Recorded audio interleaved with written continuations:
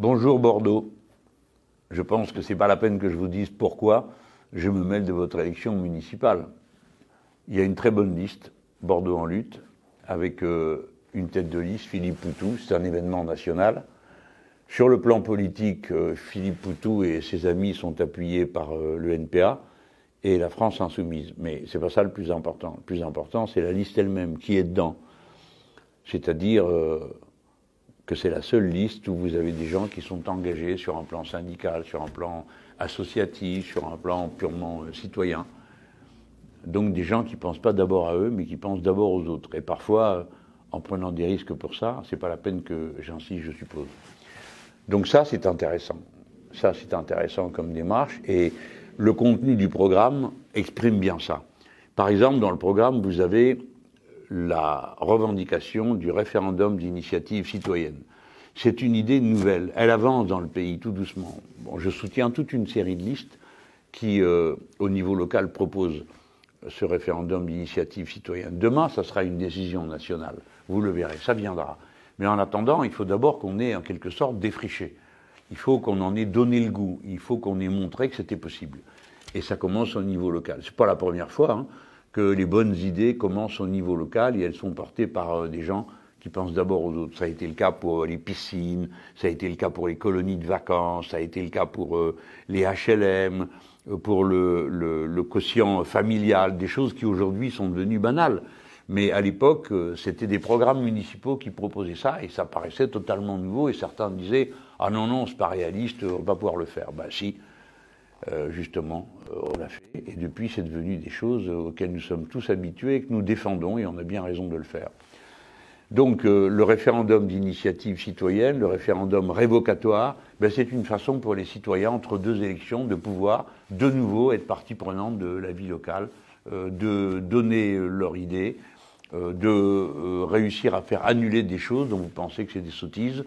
Et si vous avez une majorité qui est d'accord pour les faire annuler, ben, on annule, ou bien à l'inverse, une bonne idée, on peut la proposer, en convaincre une majorité de gens, et ça devient une idée pour tout le monde. Donc le référendum d'initiative citoyenne, c'est pas un gadget, c'est juste ce qui permet d'avoir à la fois la stabilité des institutions, vous allez élire une équipe pour la durée d'un mandat municipal, tout en donnant aux gens la possibilité d'intervenir à tout moment sur cette gestion. Alors ce point-là, bon, il est très important à mes yeux, j'espère qu'il le sera aussi à vos yeux, assez pour justifier de voter pour la liste pour Philippe Poutou. Mais ce n'est pas le seul que je veux évoquer devant vous. Dans le programme, il y a une autre idée qui est nouvelle et qui finira, je l'espère, un jour par s'imposer partout, puisque d'ailleurs nous-mêmes, les Insoumis au Parlement, à l'Assemblée nationale, nous avons déposé une proposition de loi. C'est l'idée de la cantine gratuite et la cantine bio. Alors il faut bien comprendre que ce n'est pas un gadget de proposer ça. Pour un certain nombre d'enfants, le repas à la cantine, c'est le seul vrai repas de la journée qu'ils prennent. Hein. Il vaut mieux que vous le sachiez, parce que des fois, on a une situation personnelle qui fait qu'on ne se rend pas compte de ce qui se passe juste à côté de nous. Et donc, la cantine gratuite, c'est la possibilité pour les familles de faire en sorte qu'il y ait un repas à côté de ça, qui soit un vrai repas à la maison. Ensuite, la cantine gratuite, c'est pour toutes les familles, et notamment les familles des salariés, des gens qui ont les revenus les plus modestes. Hein, on dit comme ça pour dire qu'en fait, ils se font bien dévaliser. Eh ben, c'est du pouvoir d'achat de plus. Parce que quand vous faites le total de ce que vous donnez pour la cantine, ben, ça fait beaucoup de sous. Hein. En tout cas, il y a bien des gens pour qui c'est beaucoup de sous, et des fois, c'est trop de sous. Alors ça, c'est le premier point d'intérêt de la cantine gratuite. Et ensuite, c'est la cantine bio. Vous voyez, quand vous faites une cantine bio, vous faites deux bonnes actions d'un coup. Premièrement, vous aidez l'agriculture bio, notamment l'agriculture qu'on appelle vivrière, c'est-à-dire ce qui produit de ce qu'on va manger tous les jours, pas simplement l'agro-industrie, les grandes quantités qui poussent à coups de pesticides et de cochonneries en tout genre qu'on met dans la nature et qui tuent la nature et épuisent les êtres humains. Mais cette agriculture bio, vous en avez besoin. Pour qu'elle existe, il faut qu'il y ait un marché stable, c'est-à-dire des achats, des approvisionnements réguliers. C'est ça que va donner le marché des cantines publiques scolaires. C'est ça que ça va permettre de fortifier, parce qu'on trouvera les gens qui veulent bien faire ça, qui ont envie d'être agriculteurs, et d'être agriculteurs pour faire du bon manger, pas pour faire des cochonneries. Mais il faut aussi qu'ils aient la possibilité d'en vivre et d'en vivre dignement. C'est ça que donne la cantine gratuite. Puis la deuxième bonne chose, c'est que les gamins, ils mangeront bio.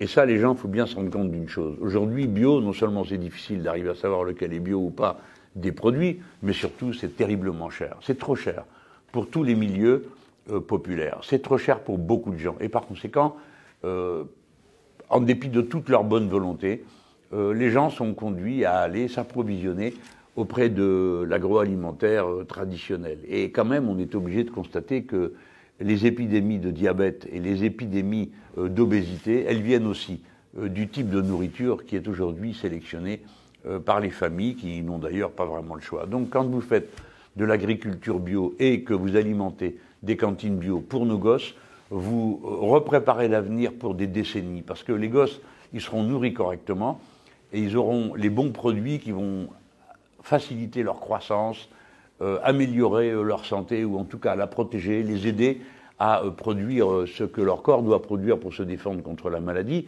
Et surtout, ça sera dans des conditions telles que devenant ensuite adultes, eh bien, il y aura des bonnes bases en quelque sorte qui auront été réunies par la cantine gratuite et bio.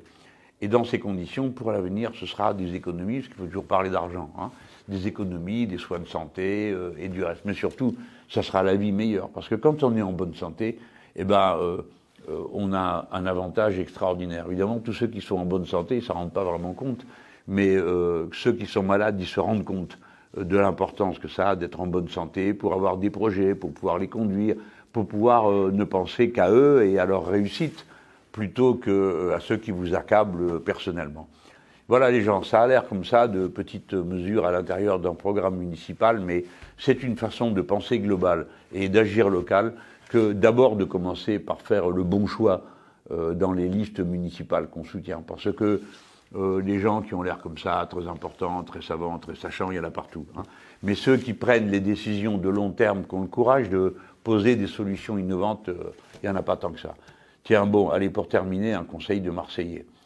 J'ai vu que vous commencez vous aussi à avoir les bateaux de croisière qui remontent la Gironde. Alors là, faites vraiment attention.